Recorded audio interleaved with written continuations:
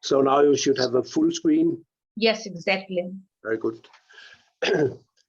First of all, I would like to thank the organizers for organizing this very nice workshop here in the memory of Yuri Gadiday. And I'm very pleased that I was invited and can give a presentation here of some of the work that we did with Yuri that Peter already touched upon. I will just first mention that I want to talk about localization dynamics in the framework of the generalized two-dimensional nonlinear Schrödinger equation. So I'm in some sense taking part of Peter's work where he had a one-dimensional nonlinear Schrödinger equation and stepping up to 2 dimensions. So let's see.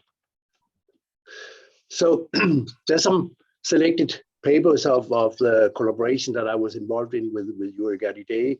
And this also is the papers that are concerning the nonlinear Schrödinger equation.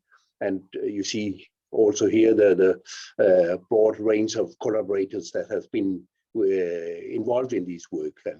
And it's really, I would say that it's really a great privilege to me to have worked with Yuri, and I have truly enjoyed all our collaborations. Yuri was, as Mads also highlighted, a real master in analytical work and in trial functions, test functions, and this is also some of his contribution in the papers I'm going to talk about here. But aside from that, Yuri was a very pleasant person to work with. He was always in a very good mood, and always he was sharp and precise, but always very friendly. So what I'm going to do first here is to give a basic feature of the general nonlinear Schrödinger equation in continuous systems. So the nonlinear Schrödinger equation is written in this form here, where this is a Laplacian in some dimension d, and this is a generalized power. So usually you have a cubic nonlinear Schrödinger equation where p is equal 1.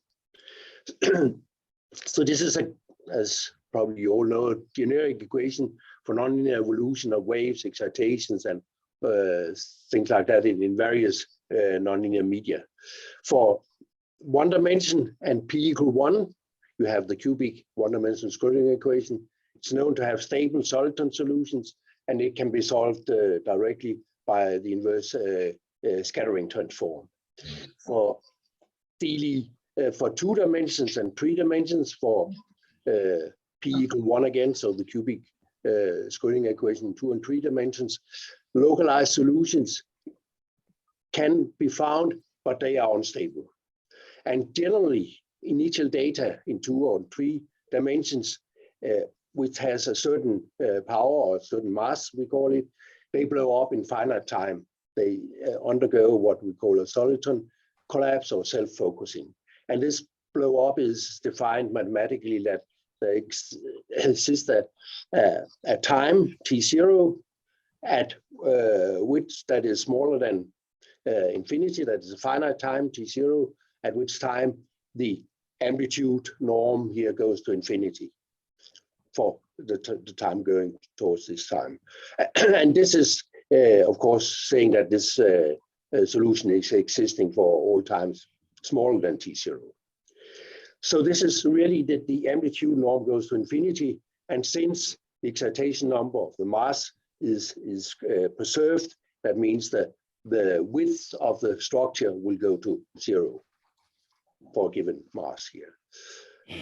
A general criterion for blow-up solutions or collapse solutions is that the power times the dimension should be greater than or equal to 2. In these cases, you will have a necessary condition for collapse dynamics.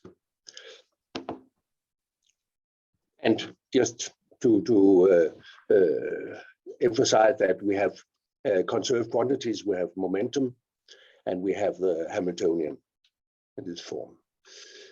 So, and the critical case for p the power times the dimension equal to, a necessary and sufficient condition for blow up is that the mass, the excitation number, is greater than some critical value, which is in this form here with this constants is equal to 5.86, and this is actually the mass of the soliton unstable soliton solution. And this is a very important number here, because if you have 2 dimensions and you have a power p equal 1 a cubic case, then you will always have this blow up when you have an initial condition that has a mass that is greater than this critical mass, the soliton mass. So how does that apply in discrete cases? That we investigated in this paper here the dynamics in discrete 2-dimensional nonlinear Schrödinger equation in the presence of point effects, where we also see that we have a collaboration with our Russian friend Vladimir Mestentsev, who at that time was at Novosibirsk and is now back in Novosibirsk again, and he was mainly concerned with the numerical stimulations. So what we consider in this paper here is that kind of general discrete nonlinear Schrödinger equations in 2 spatial dimensions. We have here that the complex amplitude at an on-site excitation. We have here a nonlinear inhomogeneous frequencies, or a linear inhomogeneous frequency shift at some position, and this is modeling the impurity.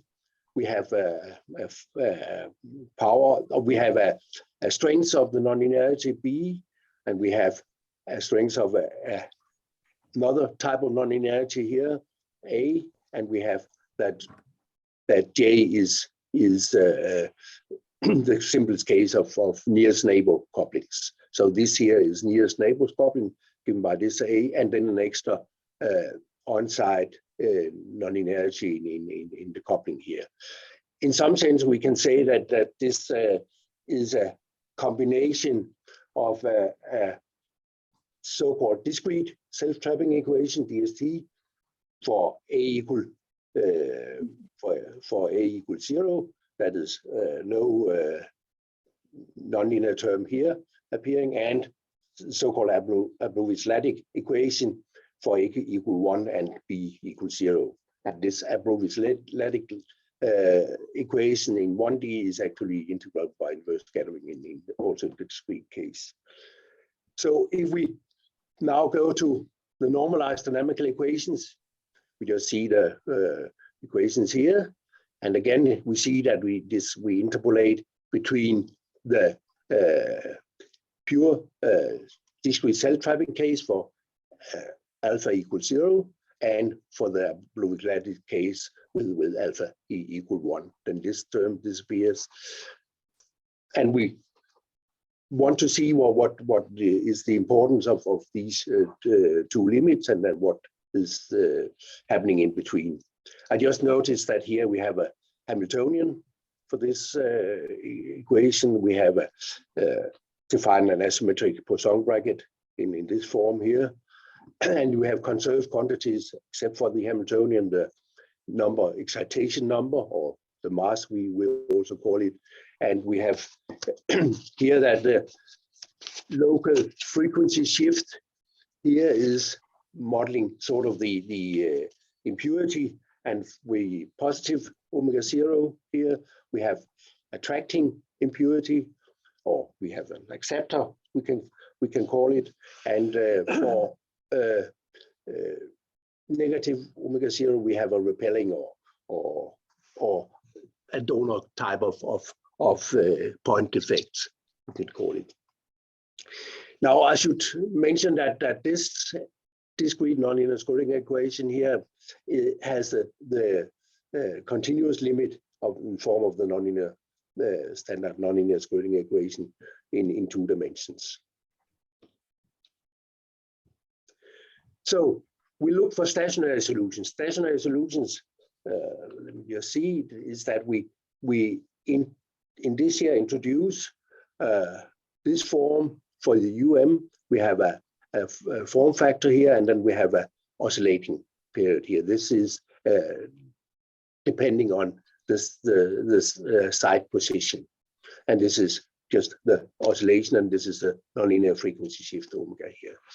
So we can look at the excitation number.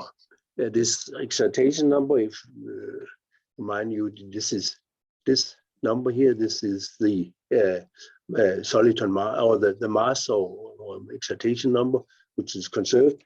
And then we can look at this number as function of lambda, and lambda, this is related to the nonlinear frequency shift here. It's just the square root of the nonlinear frequency shift. So we see that the excitation number is first going up and then flattening down and going further up. And this is the case here for when we vary from a Bloom-Vislatic case for the full line here to a discrete self-tapping state where we have 0 here. This is this curve here.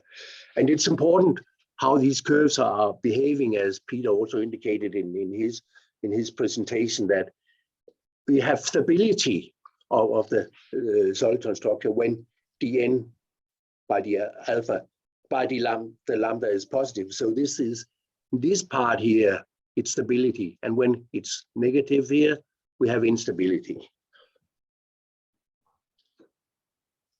So when this is negative, we have instability. So for the case of the DST, we have stability for small lambdas, and then it goes over to instability, and then we get a stability again. So we have some instability in different cases here.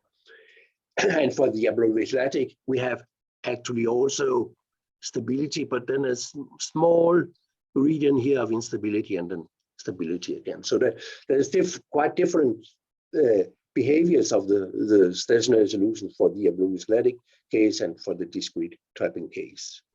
If we now look at the discrete trapping case with the acceptor impurity, that is omega is bigger than 0.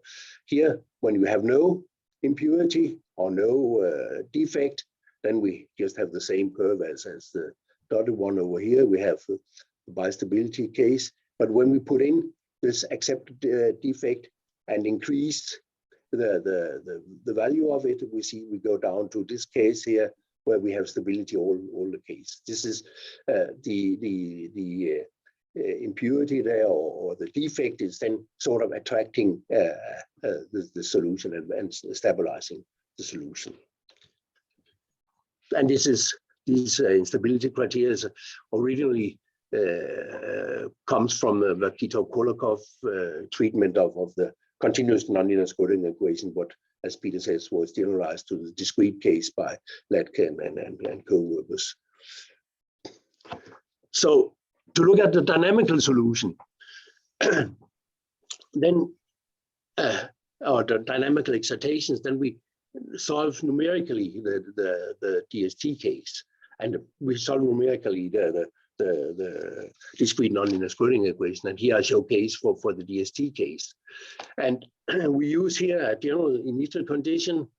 You see that this initial condition has an amplitude form here, and here it has a kind of propagation form. So if kappa m and kappa n is equal to 0, it's a standing excitation. If, for instance, kappa m is different from 0, and kappa n is still 0, then excitation is moving in the m direction.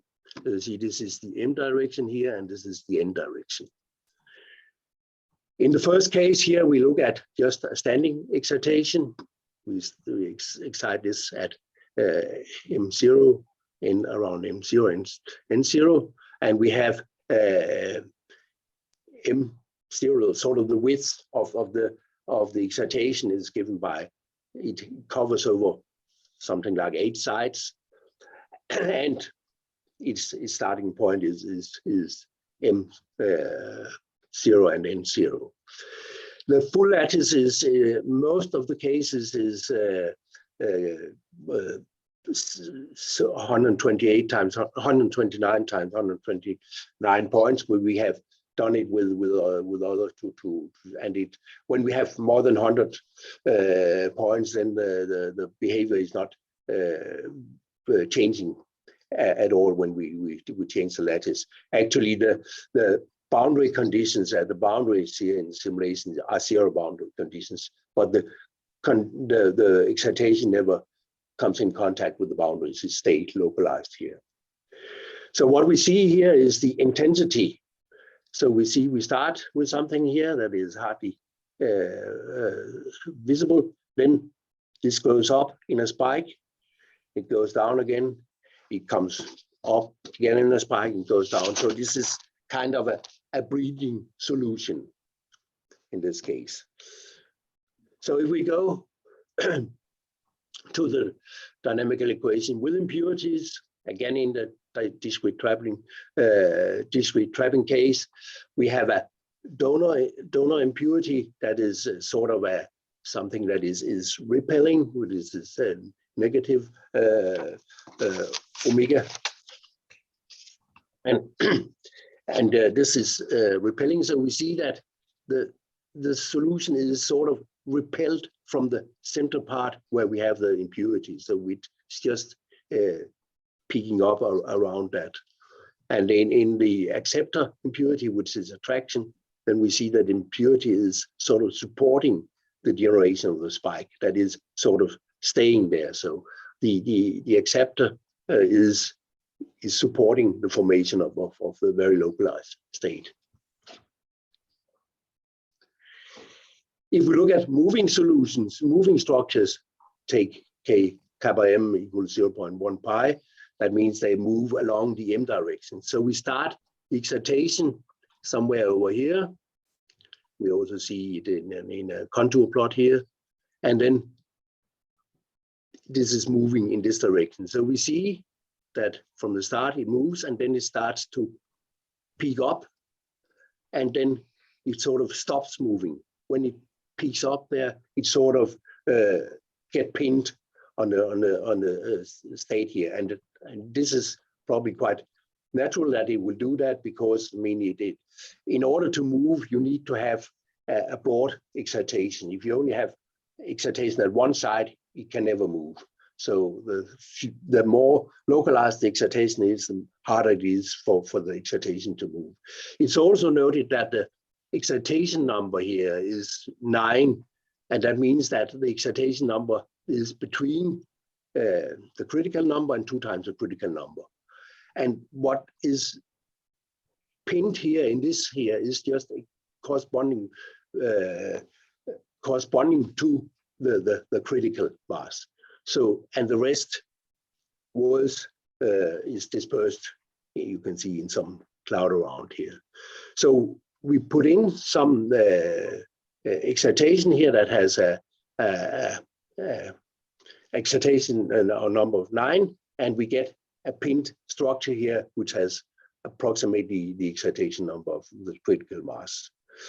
If we now exceed or increase the excitation number to 16, which is bigger than 2 times the critical mass here, we see that it starts here in this region here, and then moves in, and then first one spike is developing, and the rest continues to propagate, and then another spike is developing.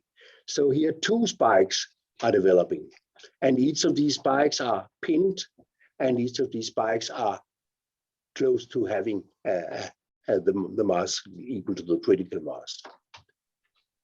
So the point is here that this critical mass is very important. You can say that this behavior here is what we call it quasi-collapse. The finite grid size hinders that you have a singularity formation, because you have to spread it over the cell size. But it also shows that no matter what you put in here in the pinned sides, you get always a similar mass. You get the mass of the critical case. So this is just a diagram here where we have the initial excitation number in this coordinate here, and we have the initial velocity here. Then we see that, and this is the number of spikes.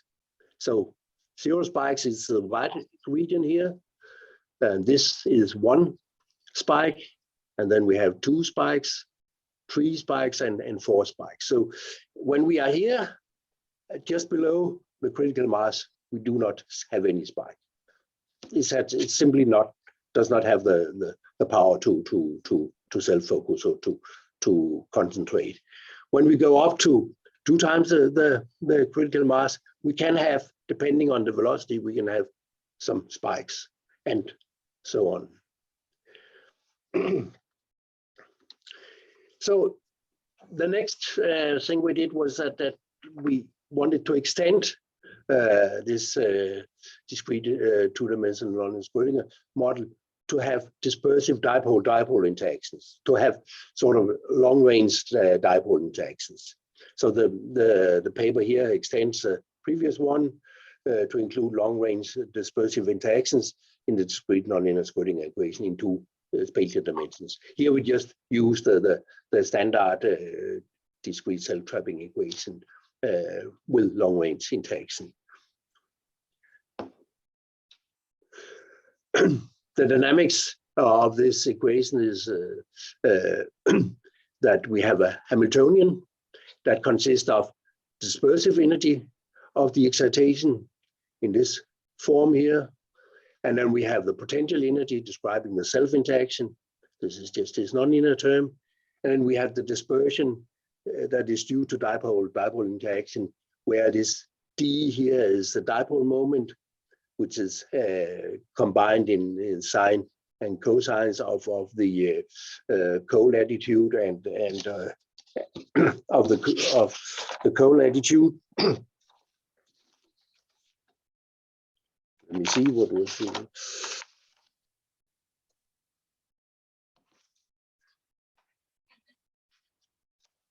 of the co-latitude, and phi is the longitude. So I cannot see this part of the slide, unfortunately. But so this is just defining the dipole moment. The dipole at each side can be aligned in the lattice plane, so they can be in the plane of the lattice, or they can be perpendicular to the lattice plane. That is what we call isotropic case or the anisotropic case. In addition to the Hamiltonian, also the excitation number is a conserved quantity, of course, in this form here. The equation of motion is then written in this term of the Hamiltonian, but this is the excitation at the side, and now this is n vector, so this is n comma m basically, and this is this excitation, and this is modeling the long-range dispersive interaction. In this paper, we present also detailed investigation of the existence and stability properties of stationary solutions, which are similar to the analysis for the direct trapping equation, the discrete trapping equation, and the Lewis-Laddick model. And I will not show that here. It shows that there is a big zoo of different types of solutions by stability and all these things. But we also look at some dynamical patterns and to see how these patterns are developing. So we look at numerical solutions where we have an initial profile that is Gaussian. And again, here we have that this k here can now be pi, for instance. Then we have a staggered case, and or k can be 0, and then we have an unstaggered case. So in a staggered case, you have oscillations in one direction and no oscillations. You have another sign in one direction than in the other direction due to this kappa k equal pi. The unstaggered initial profile with an excitation number here that is 25. Now you should note that the critical number for this setting here is calculated to be 14.4. So it is larger than the critical number, but it's smaller than 2 times the critical number. But you see here that when we develop that, the excitation splits up and it spreads into the M direction, and it forms 2, and the M direction, they separate from each other, but it concentrates in the N direction. And actually, this is a very similar to the usual behavior in the anisotropic nonlinear Schrödinger equation in 2 dimensions, where we have a minus here in the dispersion on the y-axis. And this is possible to show that this will have no 2D solitons can exist for this, and there is no collapse for no self-focusing in this case. It elongates along y direction or along m direction. This elongates along y direction, which is m direction here, and concentrate in the x direction. So there's no collapse of the 2D soliton, and this is shown in some papers here directly for the continuous case. If we look at a staggered initial profile, so we start here with excitation, and we have here an excitation number of also 25, as the same as the previous one, but this is a staggered case, and this staggered case is corresponding to the in the continuum limit to the isotropic case. So there we would expect that we would have collapsing in the continuous limit. And what we see here that goes up, and we get a spike that is sitting at the side here with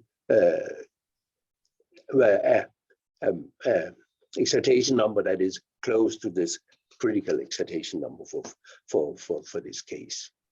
So this corresponds with a continuum case where the soliton is where isotropic dispersion, where the soliton is self-focusing or collapsing, and the discreteness of the system prevents blow up in a finite time, as we can see in the corresponding continuous system. So in the discrete case, we will not have regular blow up because we cannot have a singularity formation. We cannot have the size going to 0. Let me now just end here by a couple of slides on an example where we actually can do something to prevent this self-focusing, this destructive self-focusing case, because you know that when you put light, a beam of light to a nonlinear medium, and you have the self-focusing conditions, then this light will self-focus into a very, very hot spot, which can be destructive for the medium. And you cannot then propagate this light over longer distance until only on distances until it starts to have this destructive self-focusing. So it would be very nice if you could make some construction where you can have a self-guiding of the light beam, so you can propagate it over a long distance. So this is what we try to do here. So the work is concerned propagation of light beams in nonlinear optical systems, and it provides an example of avoiding the destructive self-focusing or collapse of the light beam by engineering the nonlinearity and make possible self-guiding of the light beam. So we know that light propagating in a nonlinear optical media, what we usually call a Kerr media, which has a cubic nonlinearity, is governed by the nonlinear Schrödinger equation, with a light beam propagating along the Z direction and being in the XY direction is a transverse plane that is governed by this transverse Laplacian here, that this is spanning the plane perpendicular to the light beam, and this is the nonlinearity here. And then we have a refractive index here, or term that is related to the refractive index that looks like that. We have the power is given by this. This is just like the excitation number before, and one can note that when you see the evolution of this, then when you go along Z, you will see contraction in the transverse plane. So E is the optical field, and Z is related to the refractive index, as I said, and we allow this to vary in the propagation direction along Z. So if we allow this to vary, then we can shift between regions where this is self-focusing and regions where this is not self-focusing. So in a homogeneous medium where this is equal 1, the self-focusing will occur when the incident power is close to the critical value, or larger than the critical power, which is for this normalization C 11.68. Here we modulate this refractive index N stepwise into intervals below the self-focusing threshold, and then B is 1 minus some epsilon, and intervals above the self-focusing threshold. And this is above, and B is 1 plus the perturbation. And we choose the perturbation or the period of the modulation and the perturbation in a proper way, we can obtain a self-guiding beam of constant power. This is illustrated in this rather busy figure here that we see first the outline here. This is showing the peak intensity along Z. So you see if you have a collapsing beam, if you have N greater than 1 or U1, you have a collapsing beam where the intensity goes to infinity, infinite time. If you have a small N smaller than 1, you will have a dispersing beam, you have a spreading of the energy. And then if you have N modulated, as we show in this figure here, this is the modulation in the refractive index N, which is measured here, so between 0.9 and 1.1, then we can get an quasi-coherent, quasi-stationary periodic solution here. That is a full line here that is not varying very much. So we have a quasi-coherent or quasi-periodic beam, which is keeping almost a constant level in peak intensity. And you see that the oscillation in the intensity of the peak along this here is following, of course, the gratings here, and it is very close to the only varying a little bit. So it's small oscillations on the peak, but quasi-stationary beam. Actually, the full line here is from the numerical solution, direct numerical solution, and the thinner line here is from solutions based on collective coordinates, you can say, based on trial functions. And of course, this is one of US competitions in this case here.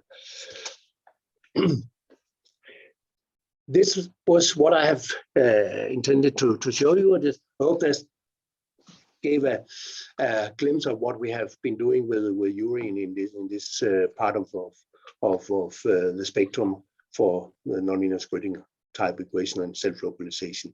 Thank you very much for your attention. Thank you very much, Jens. Mats has a question, please.